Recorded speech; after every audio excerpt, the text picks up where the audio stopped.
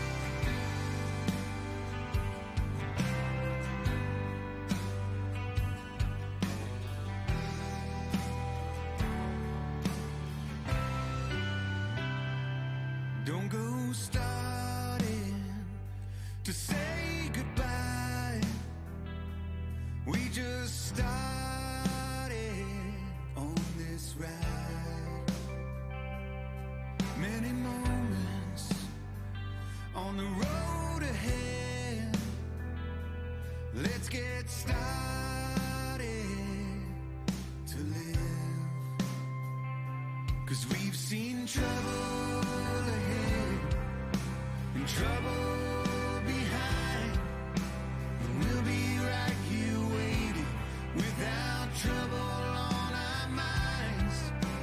Trouble's been said, get wound up and die. This trouble is just passing by.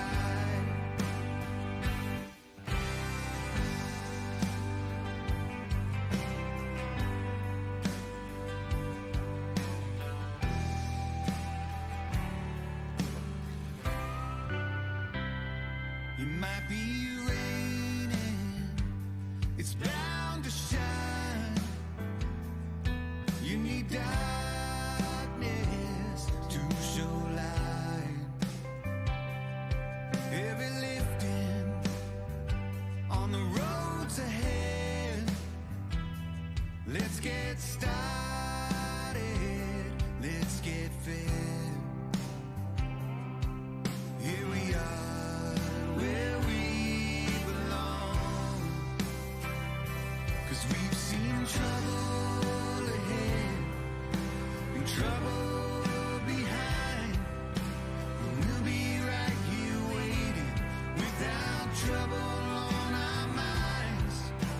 Trouble's been said to get wound up and die. This trouble is just passing by. This trouble is just passing by. Well, you've been reading how to live, thinking you'll be prepared for life to give you its all. I've been standing in the dark, looking death in the eyes, seeing trouble is just, singing trouble is just,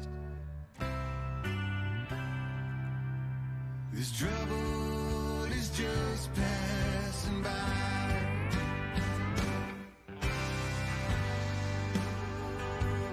Passing by, passing by, passing by.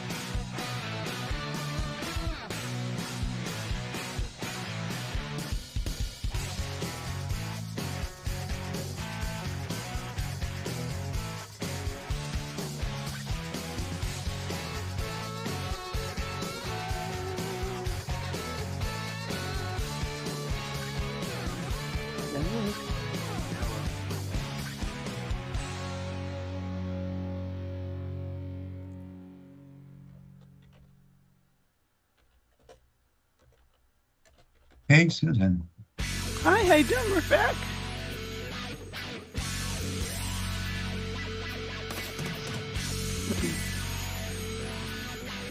I don't hear anything from Larry.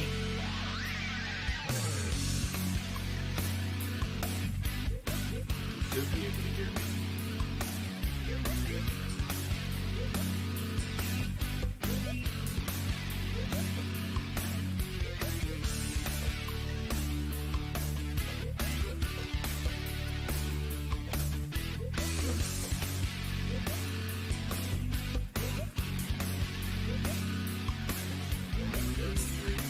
No, I can't hear you, Larry.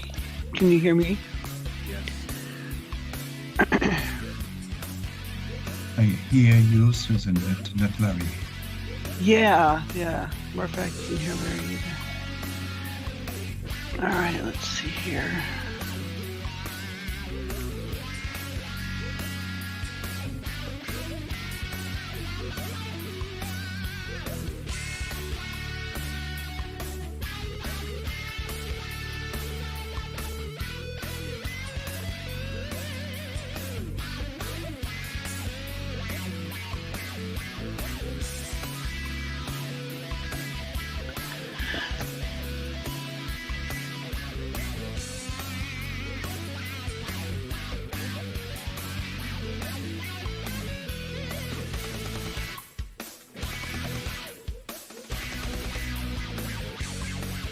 Can you hear me now?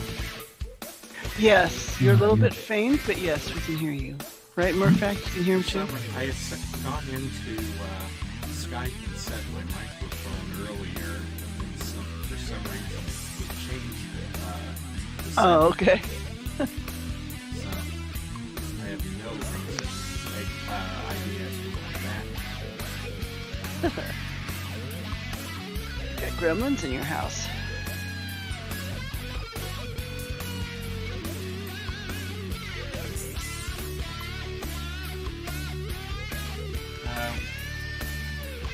It's people in the cavern. Can you hear me?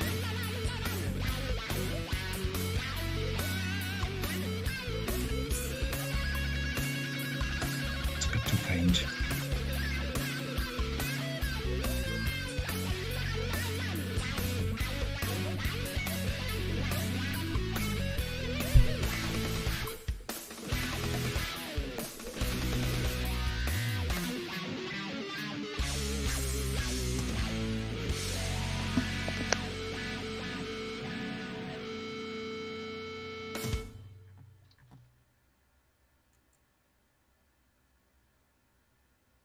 Yeah, it looks like my microphone is set for the screen to the right device.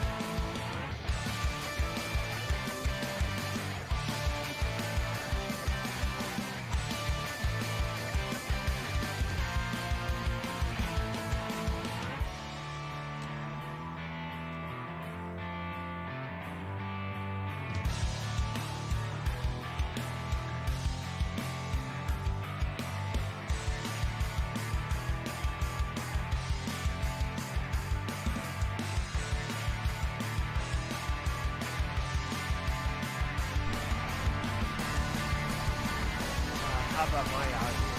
Coming through? Loud and clear.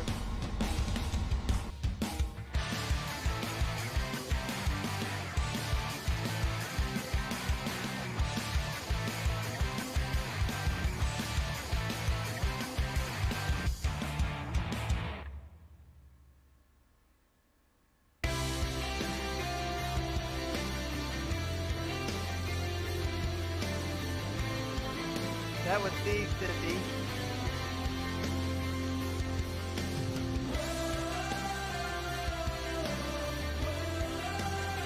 I'm talking now. Can you hear me? Yep, I can hear you. Yeah, I'm sure I'm Yes. Skype. Making my way down this crowded street. Dope. With so many people around me. Okay. It Rose was says then he hears me, so I bumped guess into you, and we smiled and reselecting my microphone helped. apologized at exactly the same time. Should have known then it was meant to be. The moment stood still. Well, I'm experiencing an in-home crisis here because my coffee maker is only dribbling out a few drops at a time. And I knew When was the last time you posted? Oh, about a few weeks ago, but it keeps blinking descale at me anyway.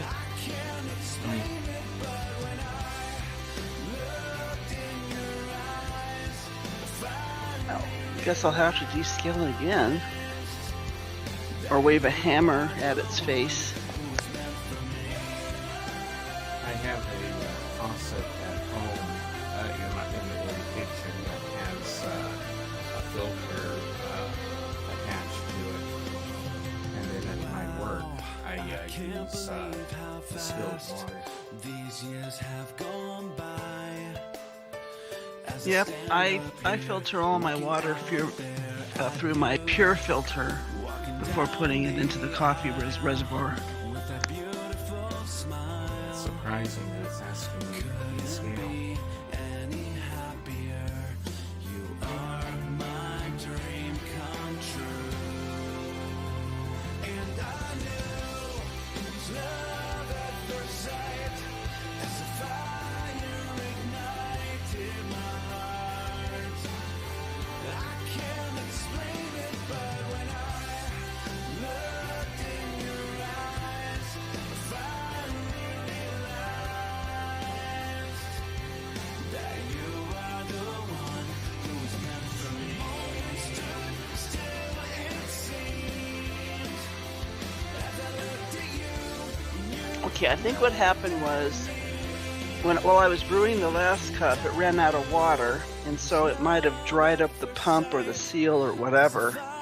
And so now it's taken a few times to maybe prime the pump, if there's such a thing in a Keurig. Explain it, but when I looked in your eyes, I finally realized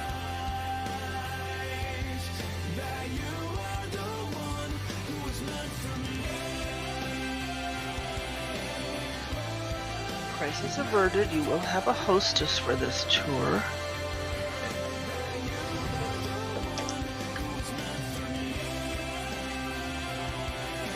So I assume last month you finished Garizen, and today we're starting on the next stage?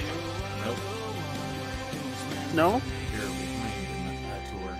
Okay, last month we started on the T word, and now we're Yeah. continuing it? Okay, Correct. thank you. The T word. Well, just in case I was wrong, right? We have to keep it a secret. I think everyone who's currently present, except for Cindy, who's brand new, we're all here and know that you were in Teledahn.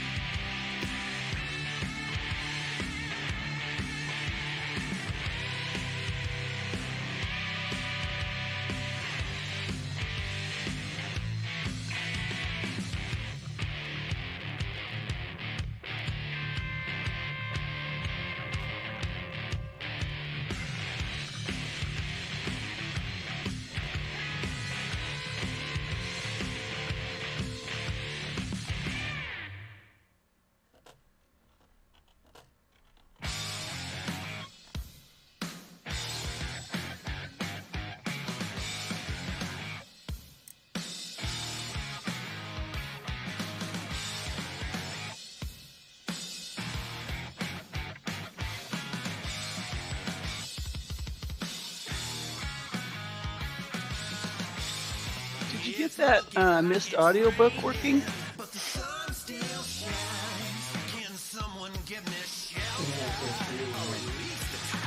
Look at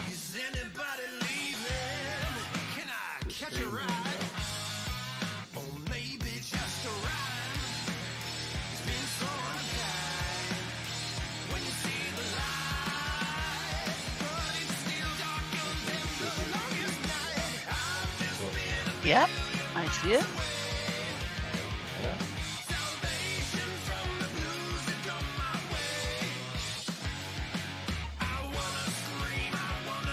Oh, I see it moving. It's the zoom in on. Is that Myst Island? No. I assume.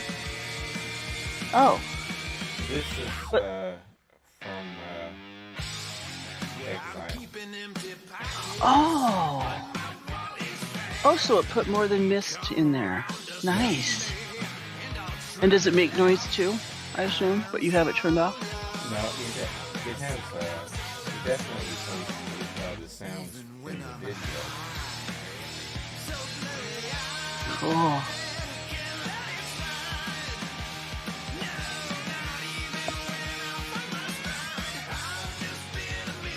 That's where it's Nice. I'm glad it still works after being dormant in the box for however long it had it, 4 or 5 years. Just had to charge up that. Yeah, and it plugs into one of those USB port things. Yes. Cool.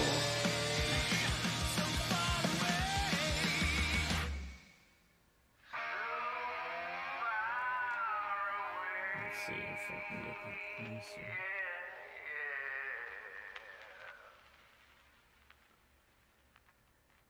Uh-oh, you've got an advertiser in Twitch.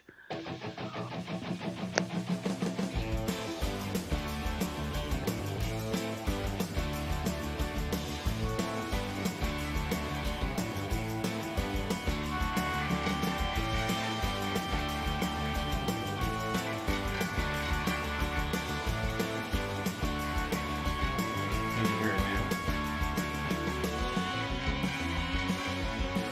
I heard a little bit of it.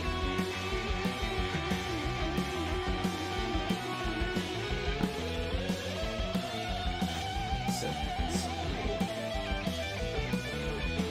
And then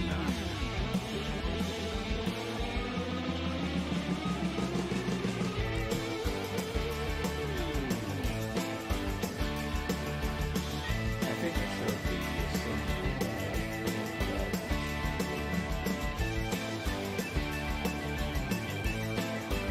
You cut out. I showed the last one. Oh, right, yeah.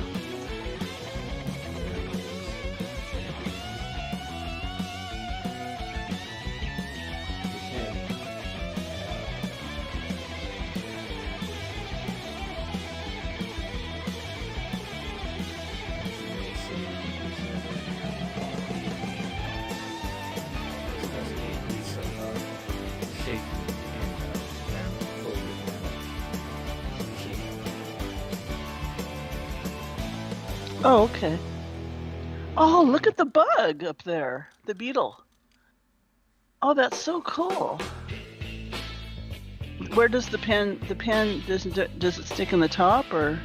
Well, there is a place up here, yes, where you can click, you can add ink. Oh, nice. I didn't So we even got, remember that little beetle thing on top. But the reservoir isn't as large as the canister is. So, Oh, so you can literally put ink in it and use it like in real life? yeah. Oh my gosh, I didn't know that. However, there is no place on the inkwell itself that's designed to hold the pen. Oh, So I okay. just shove it through the base of the pen. Okay. That is so cool. And what's that little protrusion at the bottom? That's just decoration. It's meant to be a rubber bulb for pumping. Oh, okay. Gotcha. You don't plug it in and pump water like a Keurig. Okay.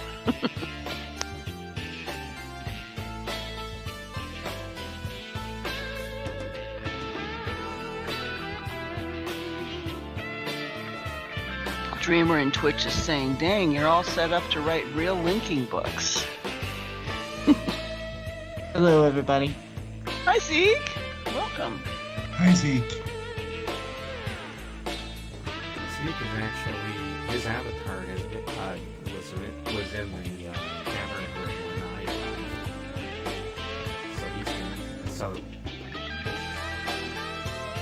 while he may Yeah. have been physically present at his computer, his avatar was definitely very important. Yeah, I did that about, that'd be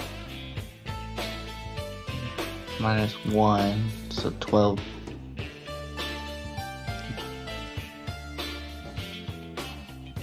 I'm trying to think Central Time now. Because I'm on the Eastern side. So the character starts at 1, so I got in here at 12, so... So it's 11:45 here right now. Yeah, so I got in here about 11 just to have it up.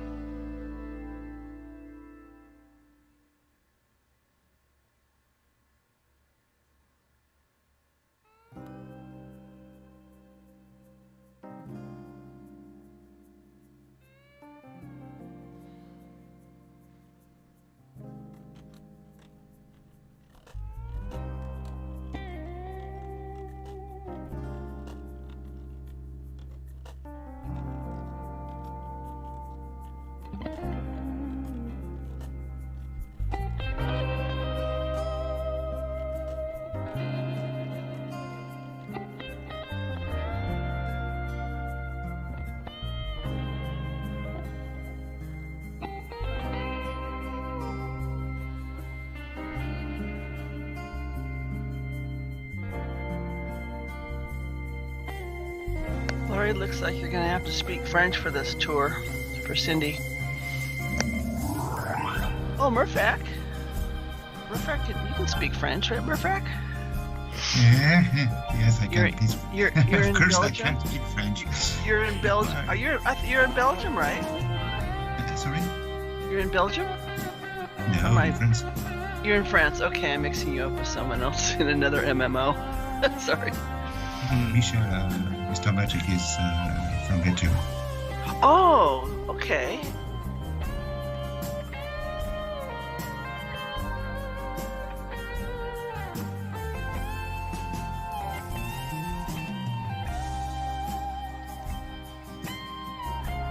I think I remember hearing that Murphak lives a short distance away from Myst Magic. Oh, wow. Was he the one that did the treasure hunt a Yes. few years back? Okay. No, he's back. The magic bot's online right now. Oh, okay. I remember I tried to do it one time and didn't understand it. Quite well. I'll have to try it again.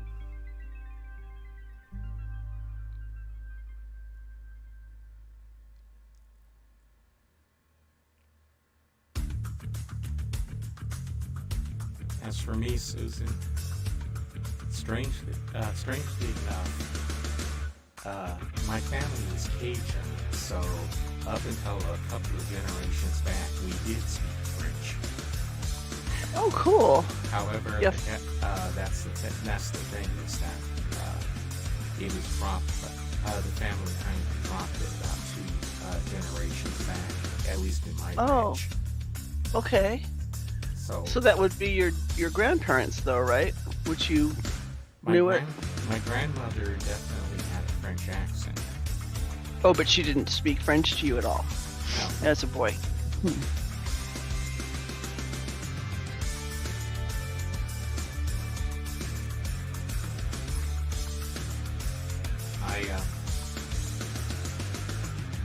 when I was very young, I used to call my grandmother Mama, which is the French version of grandmother.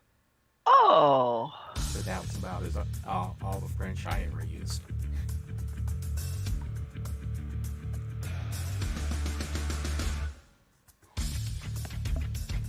Yeah, OHB's bot did provide translation services. That was years ago.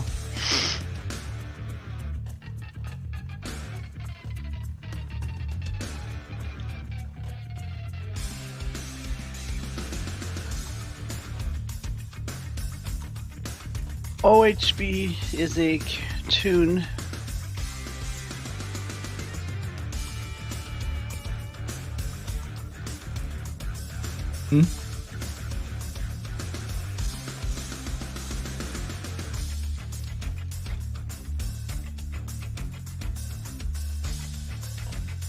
It's asking who OHB is.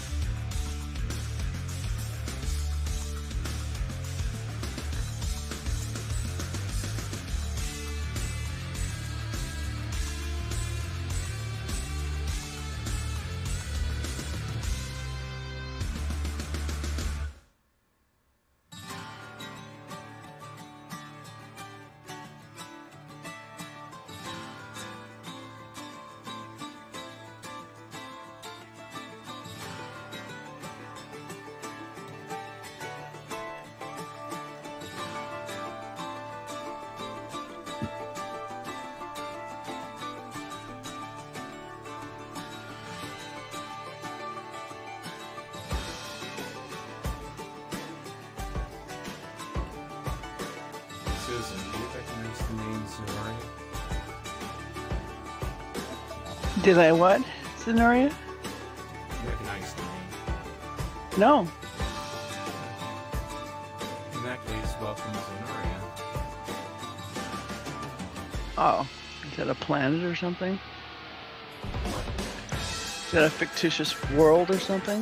No, that's our new team. Yeah, and I said Shara Zenora. Oh, I didn't see that. Oh, okay.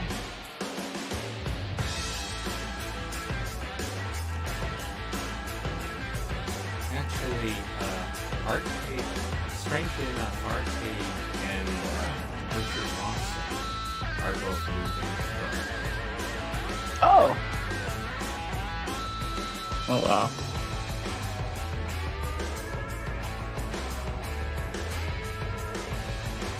Rob was moving to Myst Island? Oh no, probably not, because it would be desolate and Actually, dreary he's by taking now. a drastic step now, moving to Idaho. Oh. Idaho, but Alaska.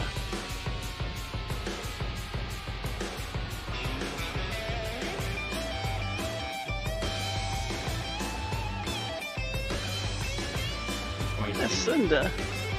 Go ahead. It's going to be a fairly short distance over the state border into Idaho from Washington.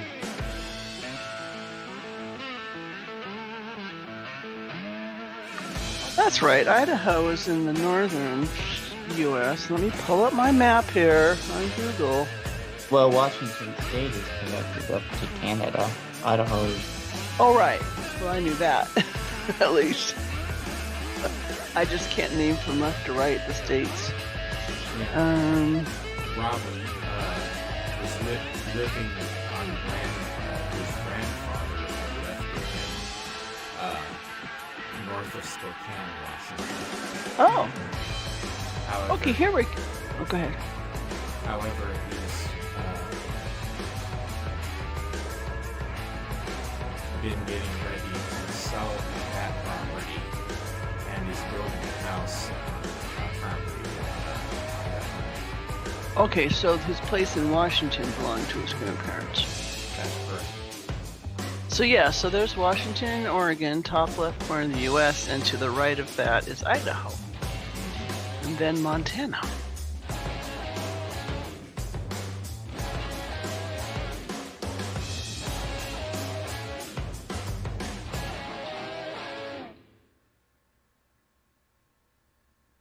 There will be a quiz on that for Danny when we're done with the tour. Cindy, Danny. Name all the states in order. Yeah. I must admit, I'm a little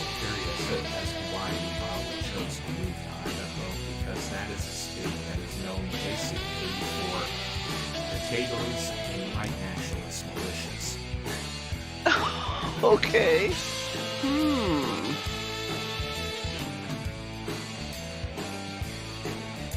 Don't read too much into it.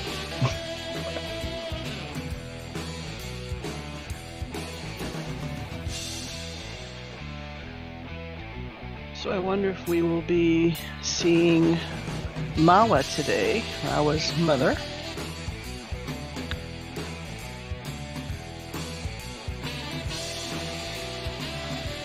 Looks like Minnesunda has an alt. Oh, here she is.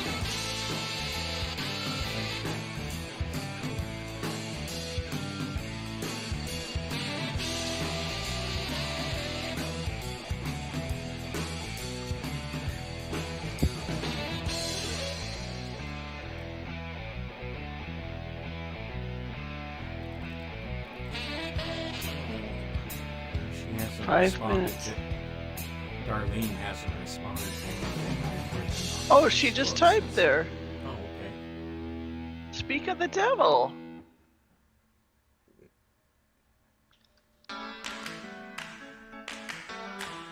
I was just saying that she hadn't responded to anything I wrote on Facebook since yesterday, but there she is.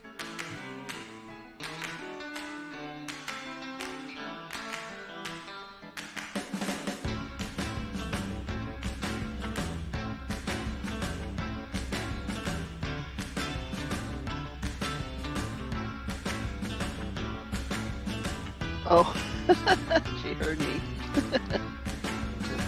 Well, at least you know, Mama, that we notice when you're here and when you're not.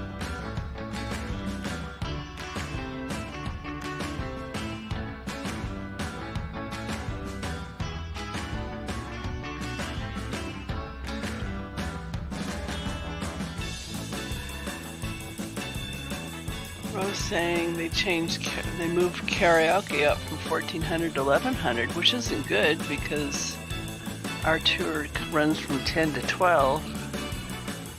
No, it runs from 11 to 1. It's my 10 a.m. It's the tavern's 11 a.m. I wonder why on earth he would do that. Because apparently their time slot is inconvenient for a lot of people. But the thing is Oh, okay. while it doesn't matter most weekends, he does fine with us. So Yeah. I always noted it 1600 key time all the time. Oh, that's right. It was 16. It used to be 16. I didn't even know they changed. I'm looking at the Guild of Messengers email where they update the events every month. Let's see if they're caught up with that. Today is Saturday. Tavern tour, 11 a.m. Yep, 11 a.m. karaoke party in Gomi Pub. That's probably the longest running event that I know of. Oh, karaoke is? Yep, How about the old guilds meeting? that too. actually, Radio Free Me, I think, is also fairly long running. Yeah, Mm, because he started that when the WMR, Gunny Music, something. I was on a show with them. Mm-hmm. He started a branch off of that, and then they had one at like 18 key time. He had one on Sundays to avoid conflicts. That's why it's always on Sunday.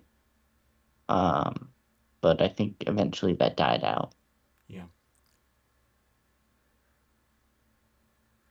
Anyway, the music is off now, and we are ready to start. Yeah. Susan, you might need to type in just in case people aren't hearing us or anything. She did Of what they already. need to do. Oh no, she just wrote. Yeah, But anyways, there's a message there for Twitch and Mirabot. yeah. So I want to thank everyone for coming to the cavern tours, where we will explore the different ages.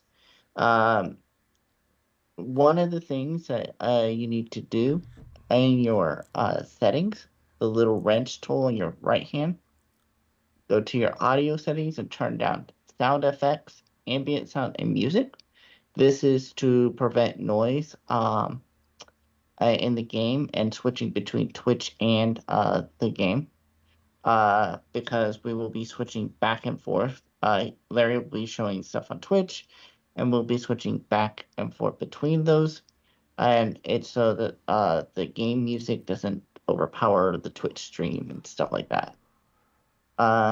The second rule is we want to stay with the group. We don't want to climb any ladders or any place like that. Because is it Mirobot?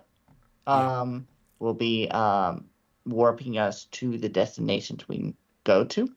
Because if you do climb it does cause the game to crash in some sense and ruins the experience for everyone. There will be places to ask questions. Please keep your questions relevant to the age that we're in, because some questions might be answered in a future tour. Let's see. If you exit or crash the game, you can PM Mirobot link, and you can link to his age, and then type in find Larry, and you will be able to find where the group is. Let's see. I'm trying to think of anything else. Oh, and if you don't have Mirabot as a friend, I would recommend friending him, because we'll be using that bot to explore these ages.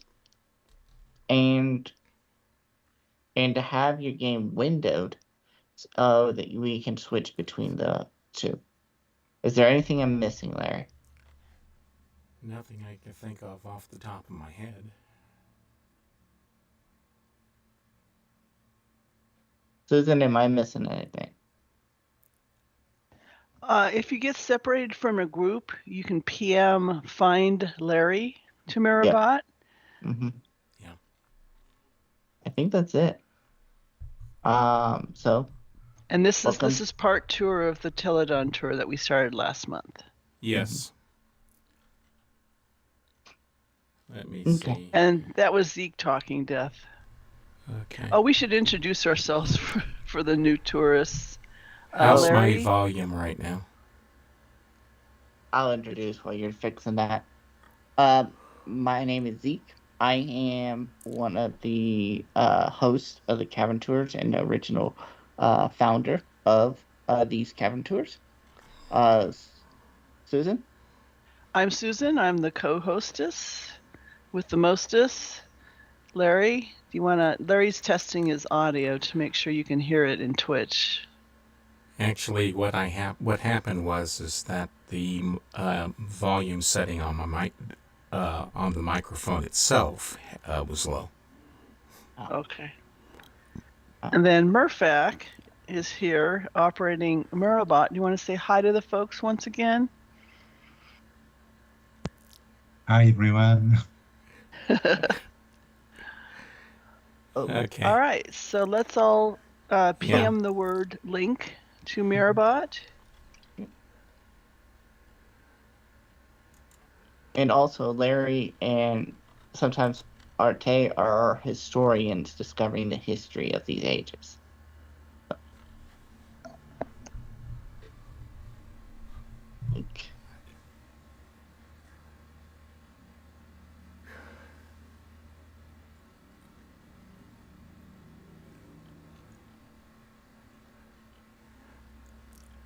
Okay. Ooh, wee. Yeah. I don't know why I like this. Whoops. Okay. Zeke, I wish you'd stay behind in the hood to make sure everyone ported. Oh, sorry. We've got two more to go. Okay. Rowan, Zanuria. Come on, little kitties. Let me try to herd you. That's what the hosts do. Okay, they'll catch up when they're ready. I Yeah. buddied them. Okay. Anyway, let's see. So in this tour, since this is the second section, we're going to be talking about exactly how the operation here worked. If you look over the side of the catwalk toward the mushroom, over that way,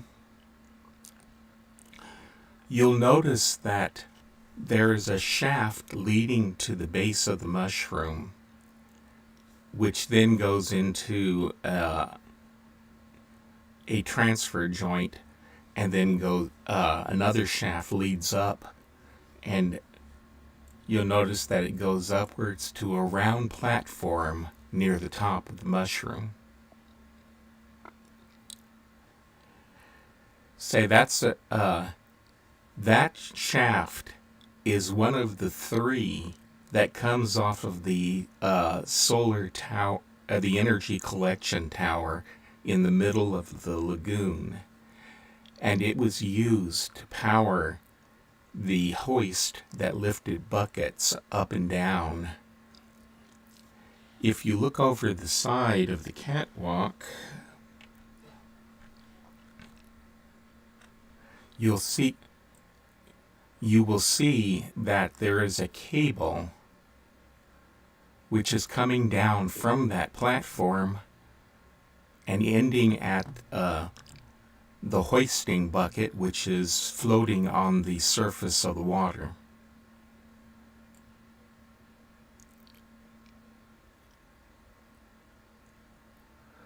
And if you follow the cable upward, you'll actually see an arm jutting out from the platform that the cable goes into.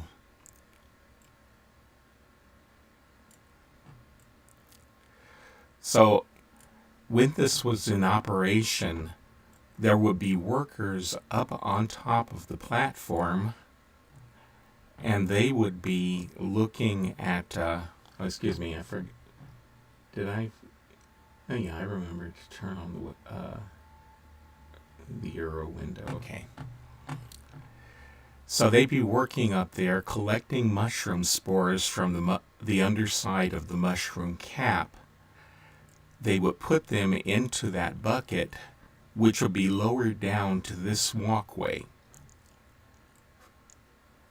Then the workers down here would transfer the spores from the bucket, the hoist bucket, and into one of the buckets that are on the cable system going to the central tower. And when they had enough in the transfer bucket, they would pull the lever that sent it on its way to the mushroom tower. And it would end up on the second level, which is the where the buckets would be emptied onto the platform I showed you last week.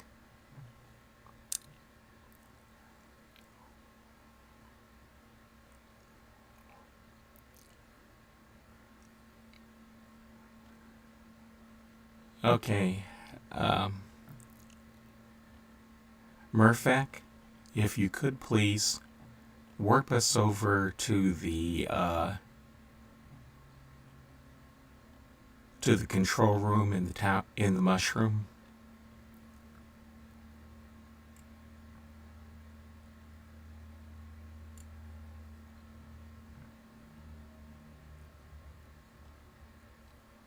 And what do you call the mushroom that he's working us to? Is it like shroom number 1? Is it? No, it's Is there a just name for it? not really. It's just the Oh, last mushroom that they were working on when the operation was shut down and they abandoned this area. okay. There's not any official designations. Another Was it? thing is I'm sorry. that Go ahead. you will notice that if you look around, there are many mushrooms of this type visible, and a lot of them will have little skirts around their base of what may be canvas or something like that. And those were put in place in order to catch mushroom spores that fell before they could be collected by the workers. That way they could go down onto those skirts, scoop up the spores that had landed there, and transfer them. So they didn't want any of these things going to waste if they could help it.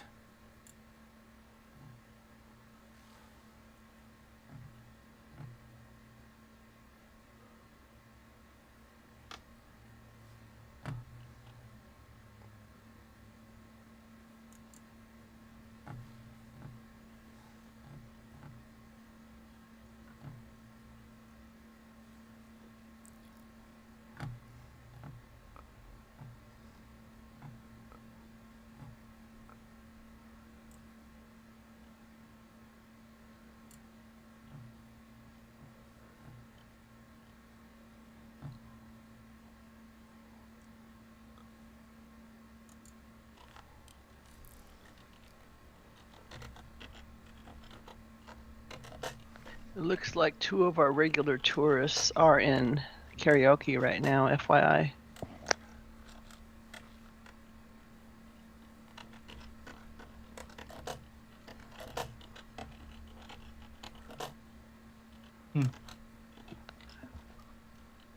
By the way, if any of you want to take pictures, like key pictures, and then send them to me, I'll pick some of them to post to the Imager hood in Cavern Tours hood. Not the Imager hood, the left Imager.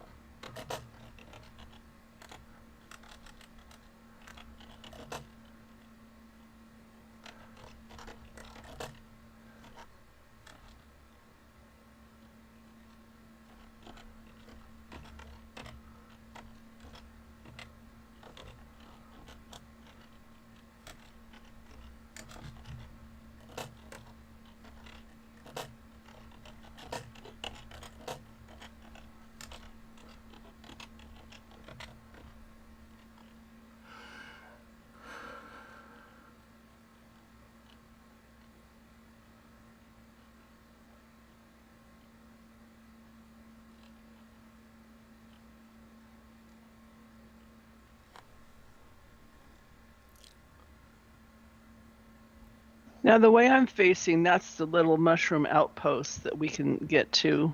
Be another method, right?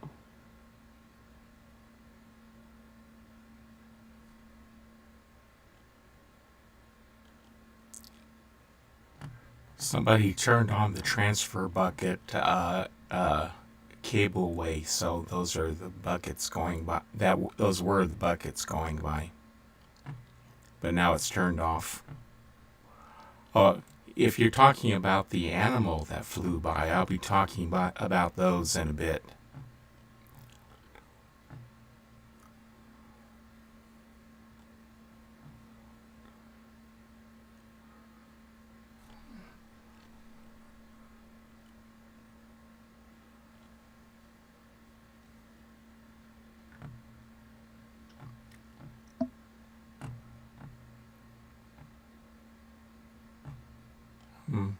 Apparently, Murphac must not have heard me ask him to take us to the control room in the central mushroom.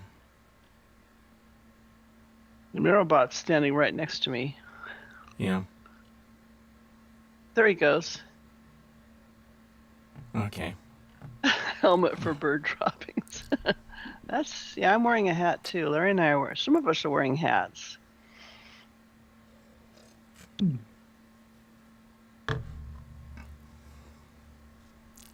Yeah, it's hard to get those sticky spores out of my hair.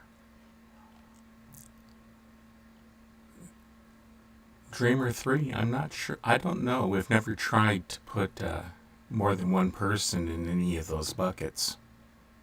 Well, they're not even designed for people, right? They're designed to carry spore. So the question is how much, if it were filled with spore, how much would that weigh compared with how much a person weighs? I don't think weight would have anything to do with it. It's whether or not they designed the buckets to carry more than one person or just one. Well, they didn't design them to carry people, though. They designed them to carry spores, right? You're thinking of the Genie as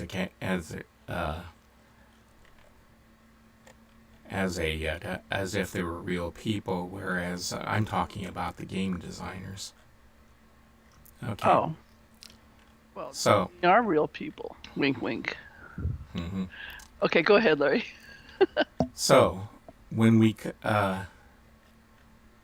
as you can see, the buckets are coming in through this round hatch over on this side along the cableway. And when one is being used to carry something, it'll stop on this platform right here, which is the top of a giant fan. The bottom of the bucket will open up, drop the spores onto this platform, and they'll be sucked down by the fan and blown into a couple of pipes that are down below it. The pipes then will transfer the spores to the ceiling of the room below us, which is where the water basin was. And when enough of spores are in the water to make it worthwhile, the Denis would drain that water basin, and then the water will be pumped along a pipe, which is not visible from inside the tower here, until it reached the harbor area.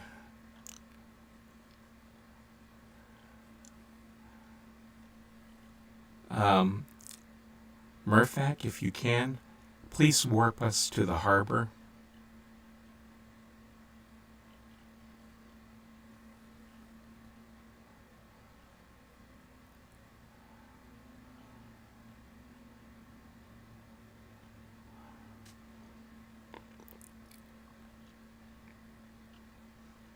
Thank you.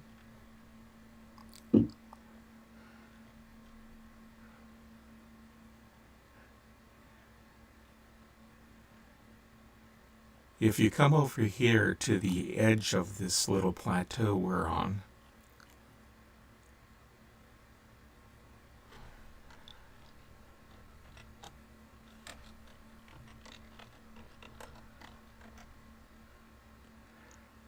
and then look out that way,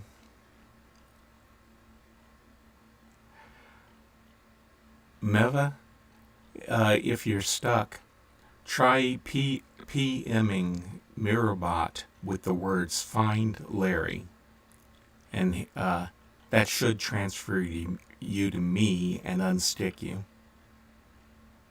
Okay.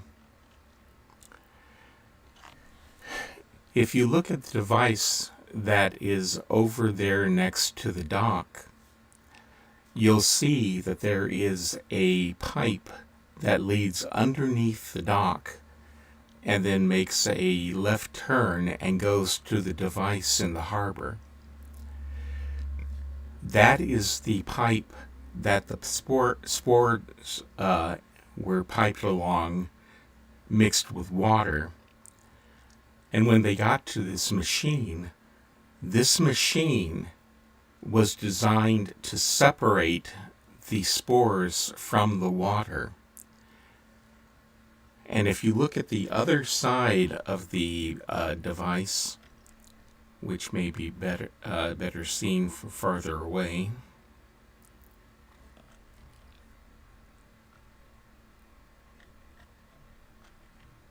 you will notice that there is a short curved section of pipe on the other side of the machine that's pointing downward. They would park a boat underneath that particular section of it, and the spores would fall out of that curved piece of piping and fall into the boat, where they would be taken from here to a central work area, and that's sort of for processing and eventual to be sent to the back to Denis to be made into bread.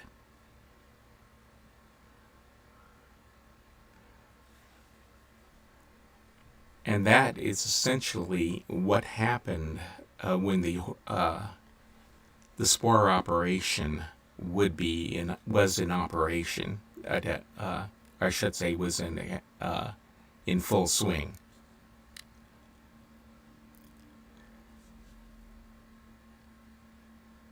Of course, when Monesmo acquired this age close to the fall of Denis, I don't know if he actually used this exact same system where he dumped the spores into a boat for transfer to be taken elsewhere. This was all installed by Guild Captain Ventus of the Guild of Caterers when they tried to make this age into something profitable.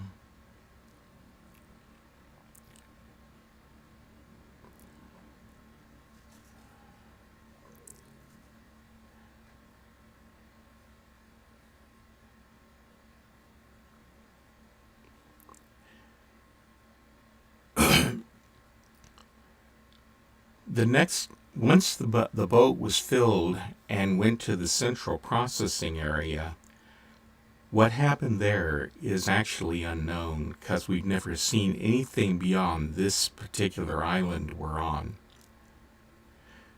Two possible steps might have been that the spores were packaged and sent to Denis for further handling, as I mentioned, but it's also a possibility that there was a bakery located in the central area where the bread was made on site, and that was transported to Denis.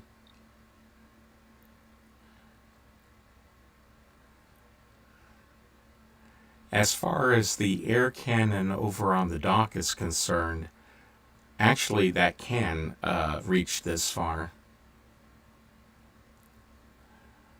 See? I've actually been shot at with it before, and it's quite annoying. Do we have any questions about the spore harvesting operation? I haven't seen any so far. I have one. Saul was asking, can it shoot us? Well, that's what I just mentioned, is that yes, that cannon does reach over here, and getting hit by it is very annoying. If you go up this little ramp, I'm trying to get over there. Over here, there's this tree thing you can shoot, and it actually waves back and forth. So if you stand next to the tree, I mean, it doesn't literally do anything to your avatar, right, if it were to hit you. But there is one of these trees that's programmed to move. when you Mhm. shoot it. Okay, if we don't have any other questions about the spore harvesting operation, and no, I'm not going to talk about people shooting at me with that air cannon. We'll go on to the Dni wildlife. Much of the life to be found here in Teledahn is difficult to see, but when you have the sound turned on, you can hear quite a bit of it. There are crickets, frogs, and other small creatures busily making enough noise in this age to wake the dead. However, they conceal themselves carefully because there are aerial predators constantly on the prowl. There is, of course, a species of giant arthropod that somewhat resembles an oversized lobster in the seas of Teledahn. The arthropods have heavily armored bodies with defensive spikes. Murfak, can you bring Shroomy to us?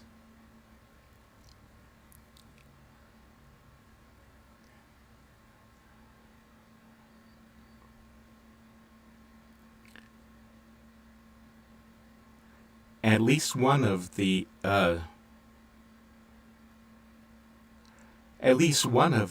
arthropods has a territory around the islands and supplements its diet with two of its favorite snacks, and those would be flappers and mushrooms. Douglas Sharper spotted one of them on March 3rd of 1998 and dubbed it and decided to call it Shroomy because of its fondness for eating the mushrooms. The arthropods were a problem for the Guild of Caterers because they eat the mushrooms from that the guild was harvesting spores from. That caused the guild to install a gate to block off the entrance to the lagoon that the animals were using to get to the mushrooms. Here we go. And if you ever wanted to see Shroomy up close, here he is. Or I should say she. That is so cool, Murfak. Thank you. You're welcome.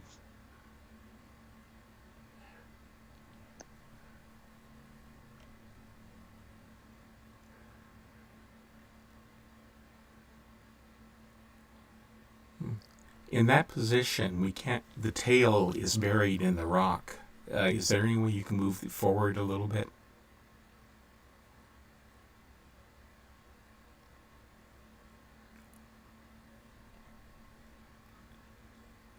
Thank you. That does it.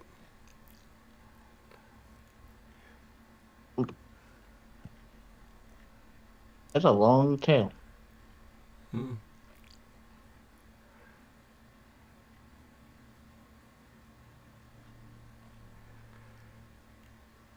It actually had very good reasons for all the armor and defensive spikes.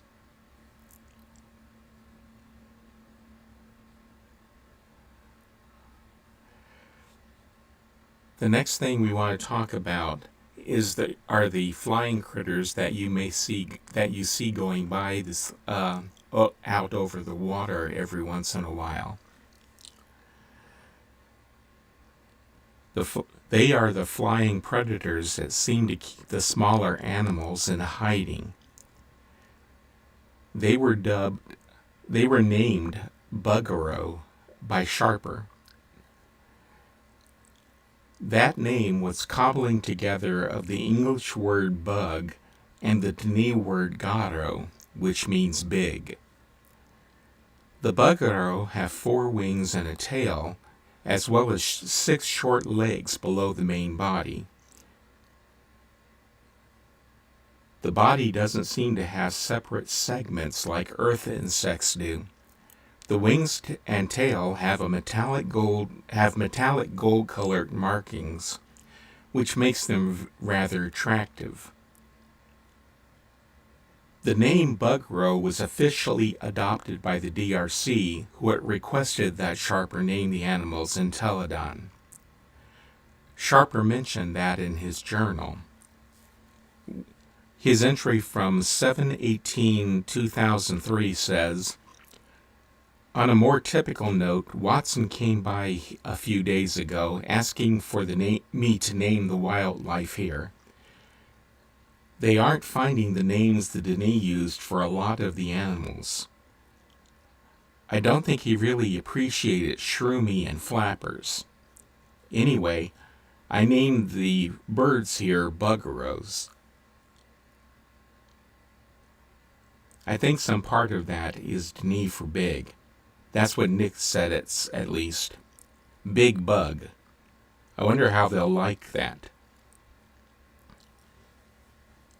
As it turned out, the DRC actually did adopt his names for the things here, however flippant they may have been.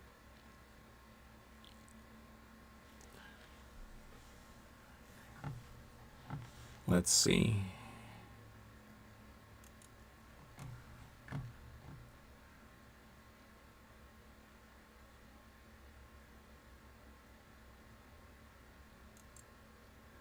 Okay, if you look at the stream window in your browser, I'm going to go ahead and show you some things. What I currently have up at the moment is a picture of the Guild of Caterers corporate logo for their operation here.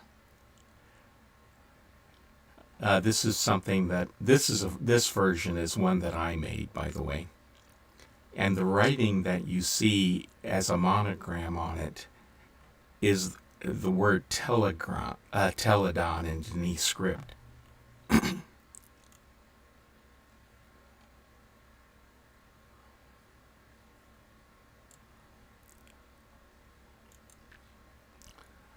Okay, I just put a picture of a Bugarrow up so that you can see what one of those looks like.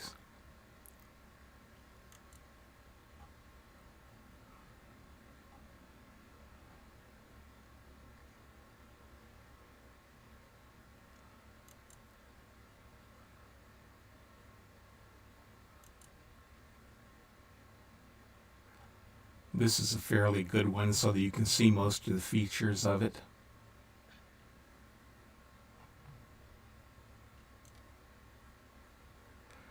That is a good picture. Thank you.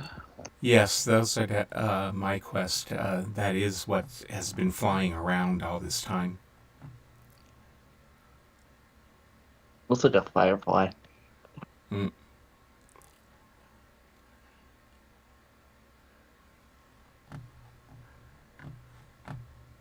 Firefly, butterfly.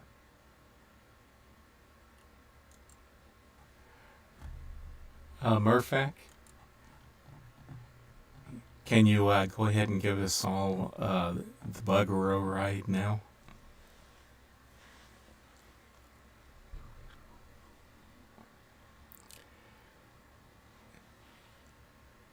This is us flying behind a Bugarrow so that you can see the path that it follows.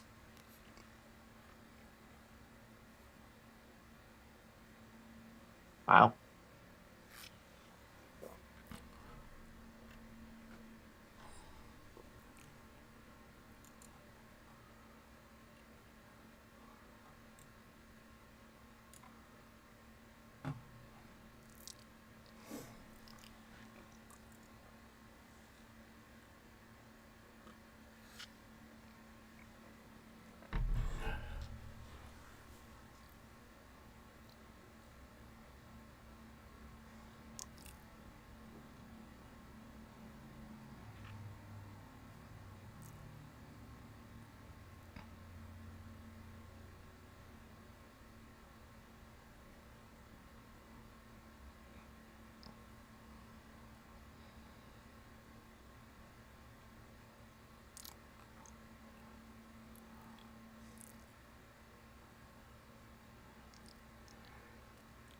Places where it's diving under the water and through rocks are places that would normally not be where it would not normally be visible to explorers.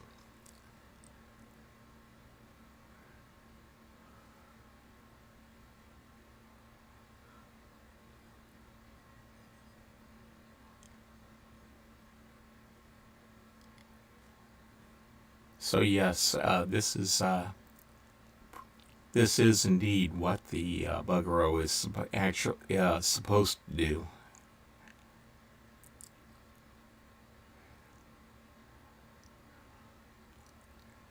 Murphak, did you have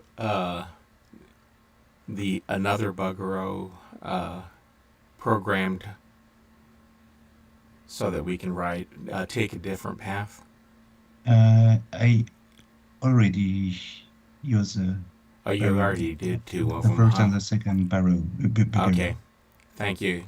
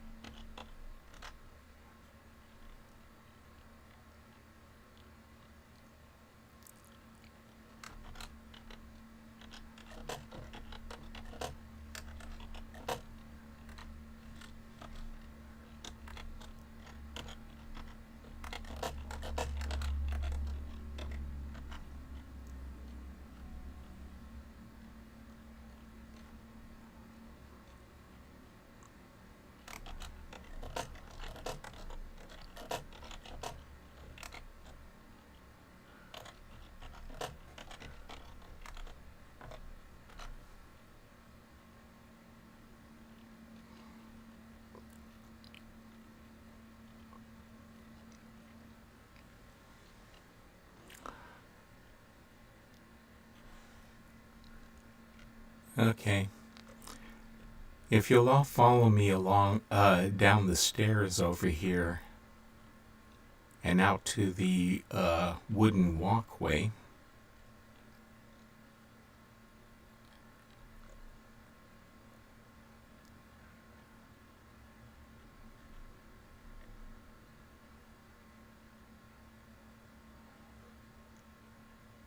We're going to stop right here. And then if you look over to the right, or excuse me, the left, you'll get a good view of one of the other animals that are native to this age. These are odd pancake-shaped creatures that Sharper called flappers. Flappers eat the spores that are floating in the air around the lagoon, and probably small insects who are unfortunate enough to be passing overhead when one leaps. Normally, they float on the surface of the water, but periodically they leap high in the air by means of a violent contraction of radial muscles, and they do that to catch the floating spores. The flappers have a mouth which is centered on the tops of their bodies, and when they leap in the air, the mouth is automatically opened by the muscular contraction used to launch their bodies upward. When they reach the apex of their leap, the muscles relax, closing the mouth. Their bodies form an upside-down bowl, catching the air like a parachute. That permits them to float down to the water at a slow enough speed to avoid injury and to not sink when they reach it.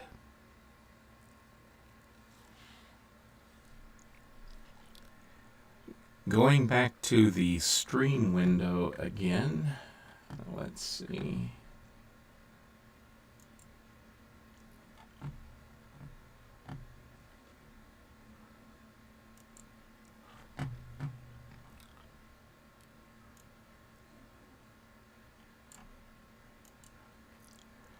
This is a view of a flapper that's just beginning its takeoff.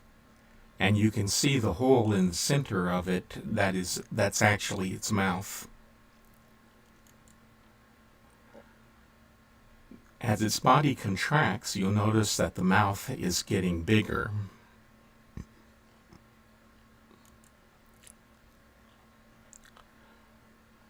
And when it's completely contracted, you can see how much the mouth opens because there are splits in the body that allow it to stretch to go even farther than you would think it would be able to.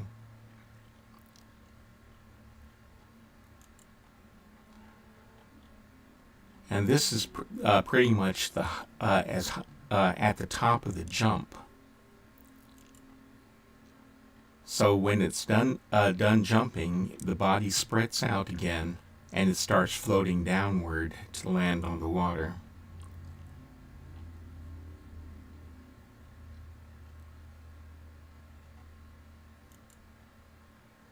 And here it is floating on the surface, getting ready for the next jump.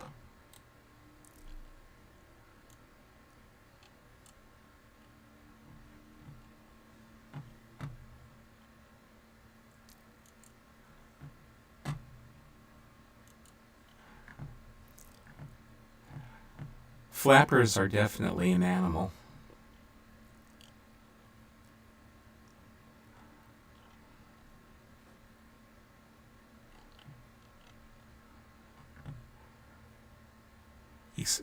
Except maybe for occasional insects, they are vegetarian.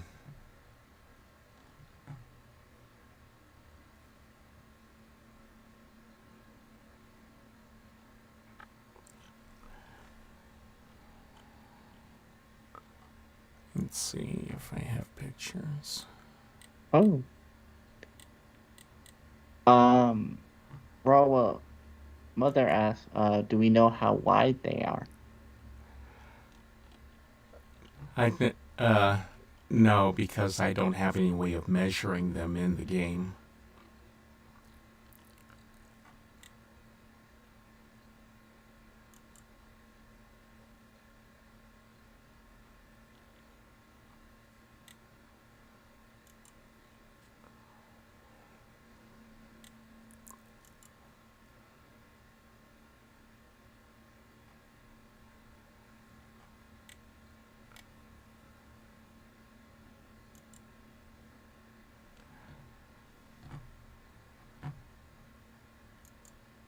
Okay.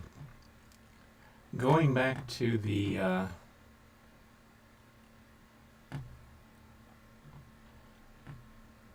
stream window again, I have a map of Teledahn up. And because this map, which is in the harbor office, shows that there are at least 3 other major animal types in the age. 2 of the 3 are huge predatory sea creatures that both look like they are very good reasons why Shroomi's species has heavy armor plating and spikes. One of them, I don't know if you can see my mouse cursor. I'm not seeing it on the stream broadcast. Okay, I'm not seeing it in the broadcast window that I have open. Okay, if you look in the lower left corner of the window, you will see one of the predatory animals that I was talking about. And just to the left of that, you'll see 2 of the Shroomi type arthropods nearby. And that gives you a comparison in the size between those animals. In other words, this predator is much larger than Shroomi. And then if we go to the right side of the map, at about the midpoint, you'll see a giant creature that looks almost like an octopus, except that it has a very, very large mouth on it. with many spiky teeth. And if you look just above that, you'll see another of the shroomy arthropods there for size comparison. So if you ever wonder why Shroomy is so heavily armored and protected, that strikes me as two very good reasons right there.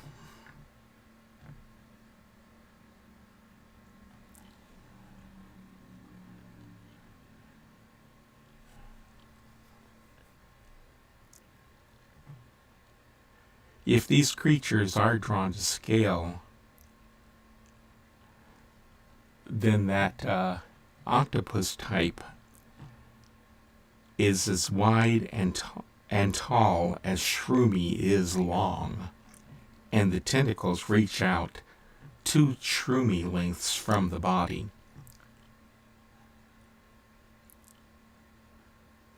The giant fish in the lower left-hand corner appears to be about twice the length of a Shroomy. And of course it has a large beak-like mouth with what appear to be serrations or teeth spaced along the edges. The last type of animals shown on the map are giant 2-winged insects that construct towering cylindrical nests that have some resemblance to termite mounds. And you can see that in the lower right of the map, not too far away from a suit of maintainer armor. Those animals are either very rare or tend to stay away from the islands where the Genie operated, since none of us has ever seen one of them.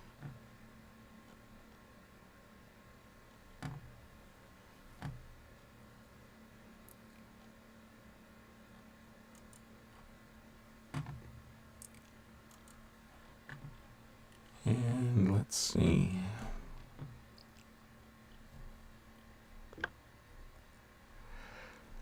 The final thing that we can talk about here in this age, from where we're standing, if you look down this water channel past where the flapper is, you can see the energy collection tower. And that brings us on to something that is quite controversial. And that's the quote-unquote sun that you find in this age. There are almost as many ideas about the nature of Teledahn's sun as there are explorers. One person proposed that the planet rotates on its side, with the North Pole pointing towards the sun, more or less. The logical idea, if you base it on it's a logical idea if you base it on surface observation, because Teledahn's supposed day is about 65 seconds long, and the object interpreted as a sun never sets. Instead, it appears to rotate around the age a few degrees up from the horizon. However, that theory is probably wrong because it ignores other evidence to be found in this age by deeper observation.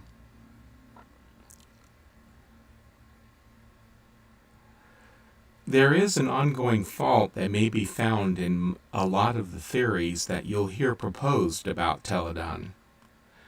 Many are well thought out theories. More are not. What they all have in common is that few of the ideas have any observable evidence to back them up, and most can be classed as opinions at best. However, the people who proposed or believe in them are very passionate about those ideas, and that means that it's unlikely that there'll ever be an agreement about the subject as long as the DRC stays silent. So what does deeper observation tell us? There is a map in Teledahn in the harbor office, which I had up a few minutes ago, that offers some clues. It's a rather unusual projection that doesn't show the entire planet.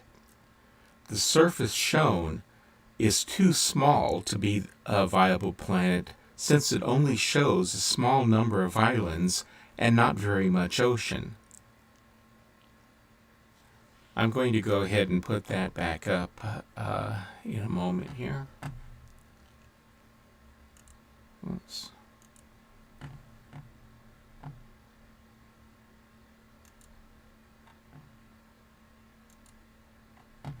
Okay.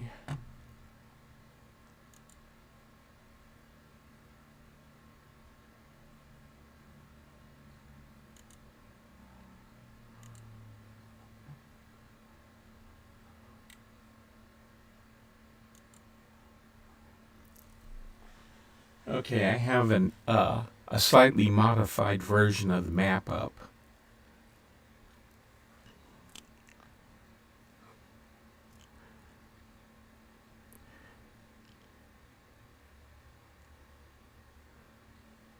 I have my own theory about this age, of course. Okay. Excuse me. But that being said, all speculation about this is purely guesswork. We really don't know anything definite about the object that most people think is a sun. If it isn't a sun, we don't know where it came from, who put it there, and what it's made from. We also do not know why it rotates around the tower that's in the center of the lagoon. Now, if you look at the map, something you'll notice is that it does seem to show a line that could be interpreted as an equator. However, that said,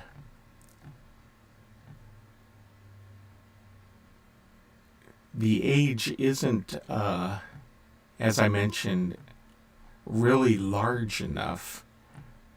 But the one thing that mark tells us is that we are almost certainly not at the North Pole of this age. And that kind of shoots the first theory out of the water.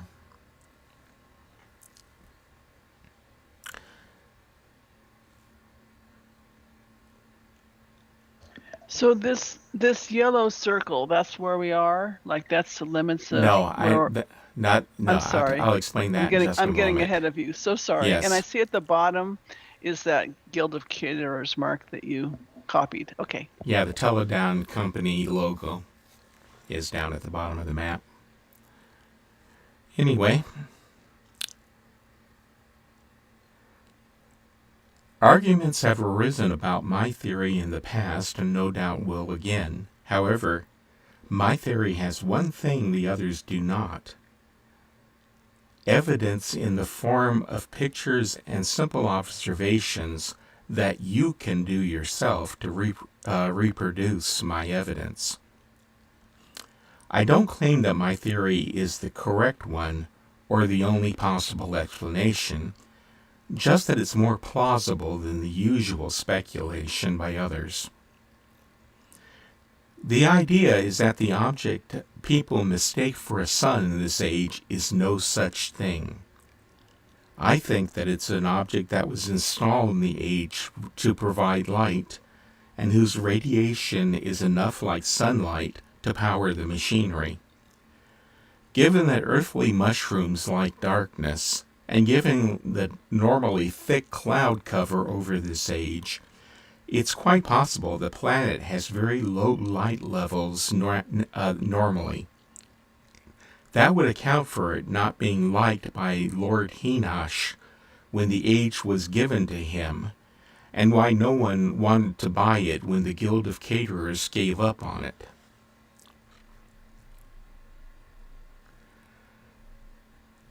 To support my theory, I have collected photographic evidence that the object is not a real sun. The energy disk is what I call it, an energy disk, and its path is actually very low in the atmosphere, and its orbit is a rather small circle around the lagoon. At one point, it passes in front of a mountain on the main island.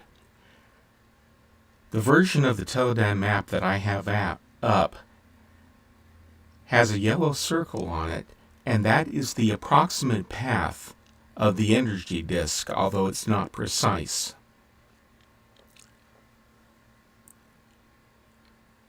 There are two ways that you can check my theory for yourself. First, you can stand on the dock where the Relto page is found.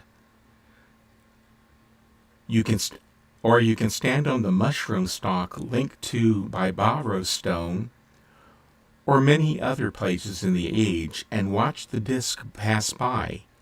If you pay attention, it's easy to see that the energy disk always travels below the clouds that shroud the age.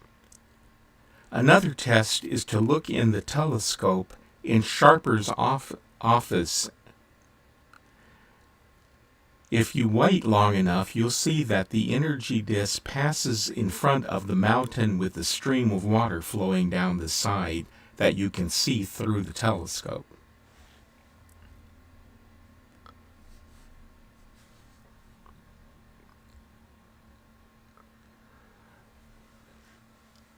Okay, Mirfak, can you build the platform on the mountainside and take us there?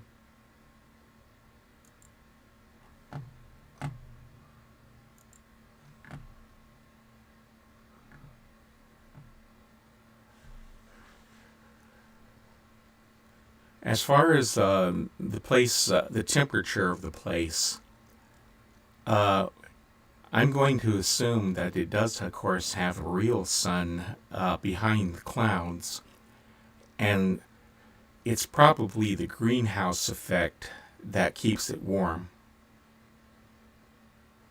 But what is the energy disk suspended from? That's one of the things that I can't tell you because it's never been explained by the DRC. So we just don't know who put it there or how it operates. And that's one of the reasons why my theory is a theory. Exactly. Now, the fact that it's flat in game, I mean, we're not meant to know that it's flat, right? While we're standing here, we're not meant to know that it's a disc and not a sphere. That I couldn't tell you simply because I don't know what their intentions were when they made it. All I can tell you for certain is that this is the only place with this particular feature. The sun and moons that you see in all the other ages are actually painted on a backdrop that completely encircles the entire model. Right. Have you asked Rawa about it? Or did Rawa not design Teledahn? Normally, that's the sort of thing that I would have asked if he would share with us when I was writing up the notes. But because of his move and the fact that he's getting ready to sell his house, he wasn't available to consult with me this time. Oh, okay.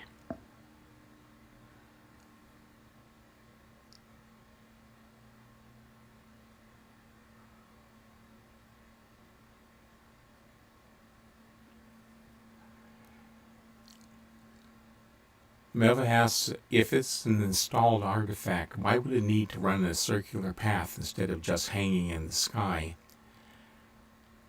And that's something, of course, that I do not know for because it's never been explained. Say, the only thing I can tell you is that lining the tower up with it and matching it, of course, its movement, of course, is part of the puzzle. If all you had to do was put the tower up and point it at the disc, that wouldn't be much of a trick. Well, plus they have to stay in sync with each other. Like once you set the speed of the tower, Mm-hmm. I call it like a sun scope. Once you set the speed, like the speed stays. Correct. That's correct, because but let's see. There is another question I've asked multiple times that I can never remember your answer. Sorry. Is whether this water is salt water or fresh water. Chances are it's salt water. Although we are, of course, in a little valley here that has a stream of fresh water flowing down the mountainside. In fact, But if it never rains, how could it be fresh? Or does it rain? Well, it's Up there. groundwater. It would be filtered by the fact that it's passing through the ground. Oh, okay. I'm trying to stump you, Larry. It's nearly impossible to stump you. Say, if you could, I wouldn't have done my job correctly. Exactly. I'm going up to the platform over here to look at the waterfall. Does Arte agree with your theory about the sun or the sun disk? I have no idea. I've never asked.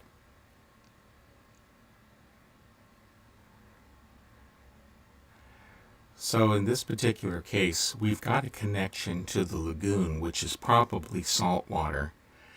But the end of this, where the the waterfall is probably fresh, and that means that you'd have a mixture of it about where I'm standing on top of this platform.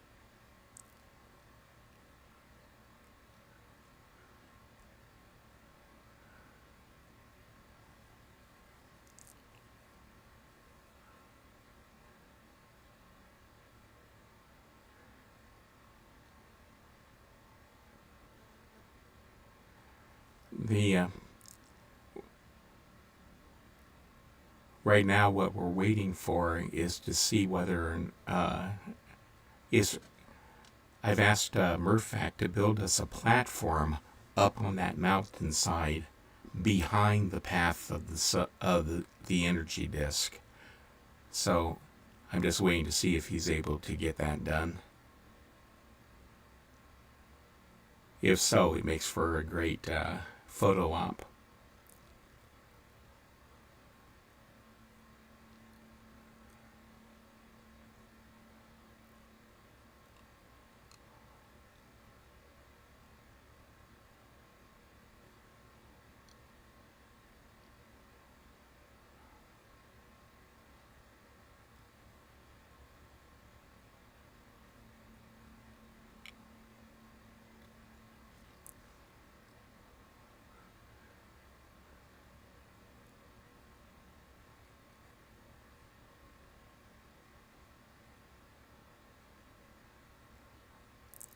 I've never heard anything in this area that sounds like bees, so probably not. But there are a lot of crickets, frogs, and other small noisy things around the lagoon.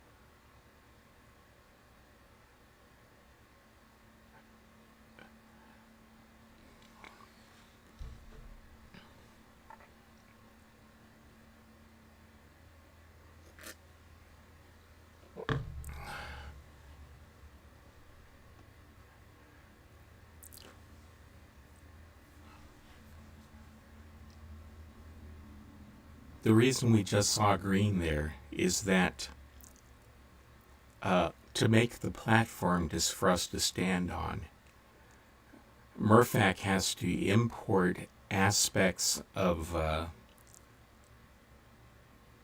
goodness, my mind's going blank.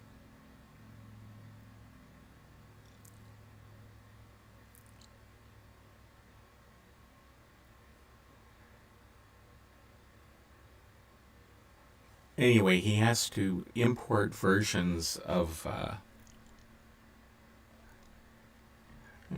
Jalek, yes, thank you, in order to build the platform for us to stand on out of these pillars. Please make the pillars transparent, Murphac.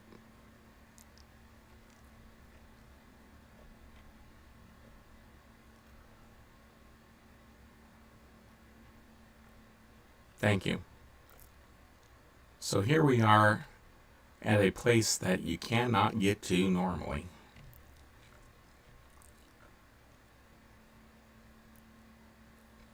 It's going to take the better part of a minute for the energy disk to travel around the circle, but you can easily follow it through the sky at this point. And again, notice that the clouds are always above it.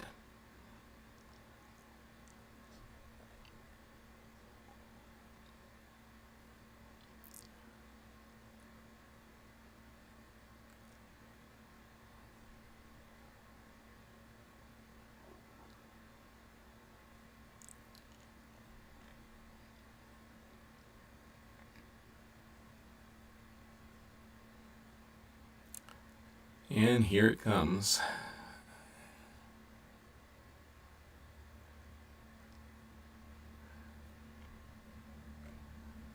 And it is most definitely flat. Yep. Like a disc. The sun is flat like the earth. So, again, Callie, we have absolutely no idea of who put it here, why they put it here, or what it's made of, or what makes it work the way it does. You just say it's just there. I know it's a gravitational pull. Someone launched it, right? And it's a gravitational pull going in circles like our satellites orbit Earth. There's my theory. It's weird gravity. Here it comes. Somebody touch it. Don't touch it. Touch it.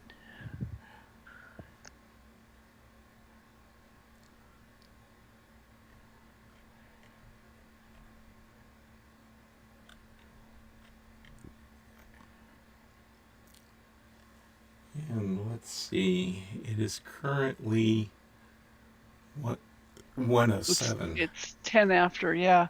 Yeah. What we also don't know is whether this was part of the original Teledahn age, right? As written by in a linking book, or whether it was added by the Dunny. It's very unlikely that it was part of the age that was written for Lord Hinnesh. Again, he didn't like this age at all, and that may have been because it was dark and gloomy. So other than inventing a recipe for mushroom spore bread, he didn't spend very much time here at all.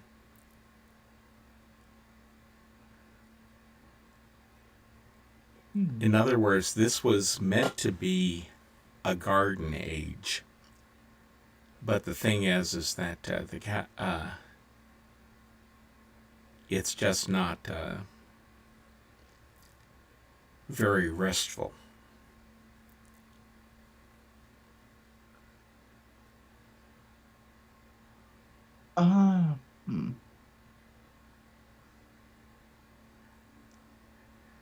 Now, this is the end of the tour. The only thing is that the only other thing I wanted Murphac to do for us in this episode was to take us down atop the water using a non-lake effect so that you could run around freely.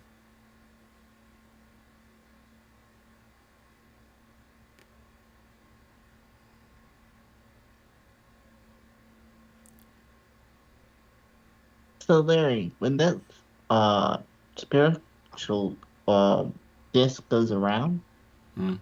and I don't know if it's the reflections, but when I look at the clouds, it looks like the storm similar to Jupiter. If you look above, in that general sense.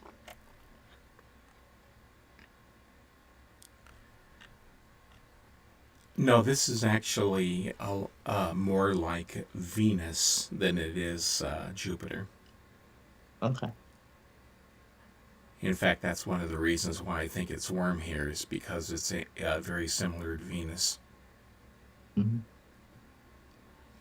Dunny version of Venus. Close enough. Anyway, you can all run around wherever you please and take all the pictures you want, because that's right. This is what's called an on-lake effect, where you can run around on the freely across water or whatever. I think we might be too high to be able to summon Shroomy. She's beneath our feet. Mm-hmm. Yeah, the little lever I pull is beneath my feet. I guess I could use a Maribot command to get down there. Or Murfak could summon Shroomy for us. It's up to you, Larry. At this point, my tour is over, so if you want to request something, then go ahead and do it. Okay. So we're not going to do Rebek today, then, right? That's the question I had, is that we've got 3/4 of an hour, so I probably could do at least some of it. Or you could do it when we do Eater Chemo, because it's sort of related to some drawings on the wall in Eater Chemo. Well, it is, but it's also the fact that it's related to this age because of the slave trade. Aha! Obviously, it's your call. You're the tour leader, tour guide. I just wanted to go ahead and give people at least 10 minutes to run around here. Yeah. I call him this historian. Oh, here's Shroomy. If you type "find Susan," Shroomy is out here on the lake underneath the water. Yeah, I see her from over here. I'm going to see how far this thing goes. Who brought the butter? Oh,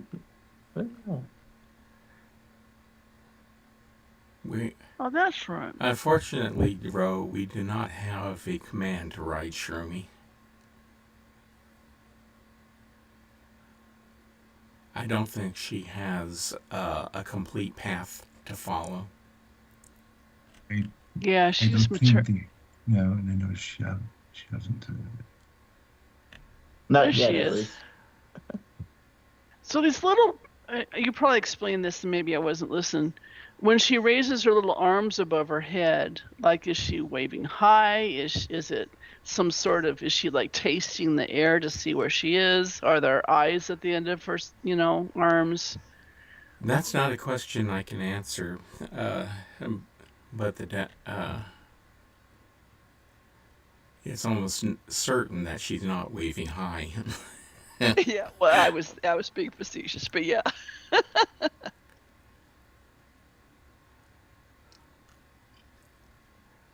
I mean, I don't think it's an aggressive move, because Cindy, we're generally too far away from her for her to need to be aggressive. Cindy, it's in Sharper's notebooks in his office on the Denis Island. He mentions the idea that Shroomy is female.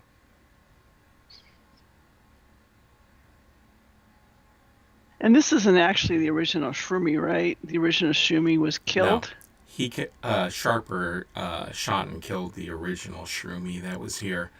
The one that we have now is one that moved into her territory. So there must be a Mr. Shroomy out there somewhere reproducing. Well, she's got an entire family all over the place. What? Efren? Oh, he took it away.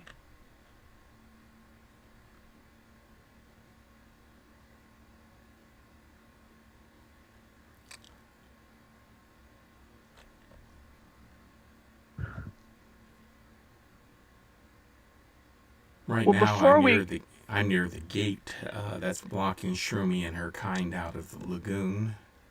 Yeah. And I'm wandering around inside. Describe her crawling up in there and sunning herself.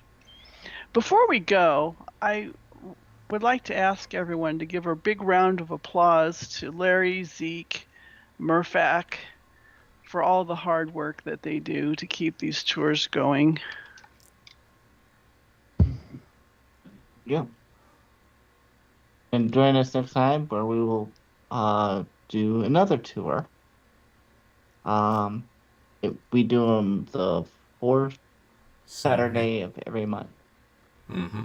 At 11 key time. Larry Historian, Mirbot for taking us to these places, and to me being your host. Yes.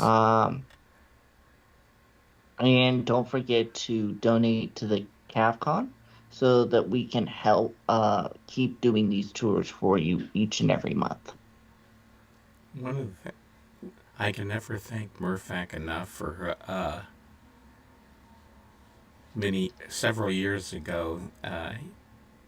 Say he made the mistake of volunteering to help me put on Saturday tours, saying without him, of course, we couldn't do or show you half the stuff that we do.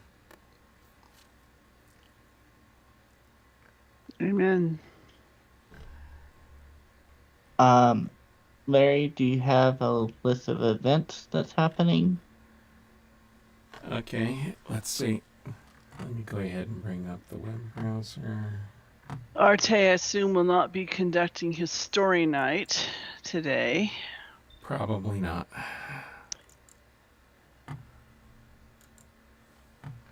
Okay, up in the stream window, I've put a list of today's events.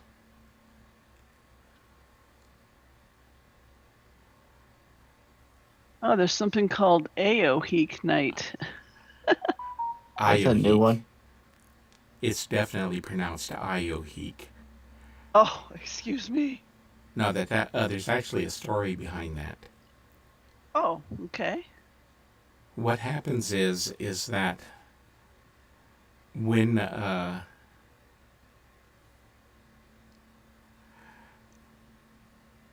they were making Riven the first time, and they needed a name for the cane weapon carried by Gin.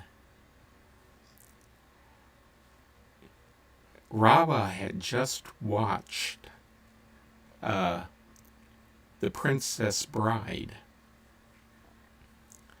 which was out, I believe, out in theaters at the time, or else he saw a rerun on TV or something. But the thing is that he loved the Iocane puzzle that I believe the guy's name was Vizik. It was a competition that he had with the hero of the show, in which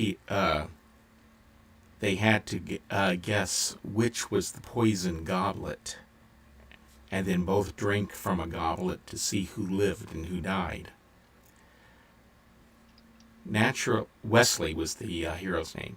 Anyway, naturally, Wesley had rigged the game because he had built up a resistance to iocane poison, and so he poisoned both goblets. So that no matter which one Vizig drank from, he was going to be poisoned. So now the next thing you need to know is that in Denis, the word heek is what he chose to be for the as the translation of the English word cane. So Ioheek, the weapon that Gin carried, fired off poisoned pellets. So Ioheek, in this particular case, is literally a pun on iocane.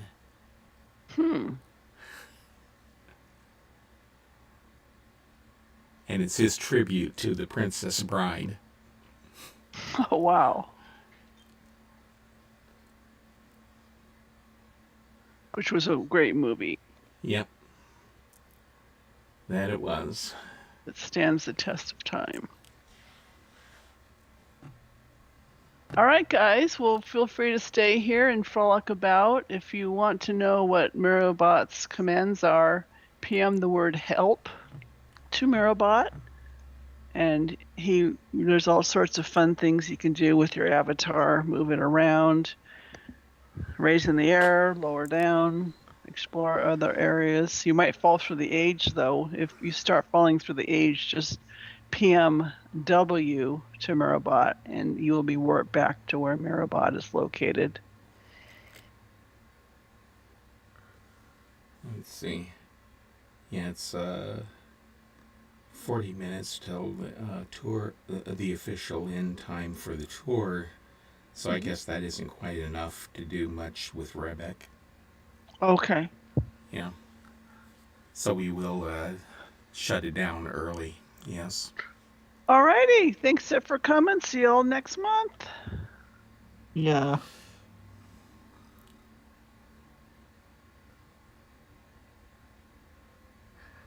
Bye-bye. Bye-bye, everybody. And let's see.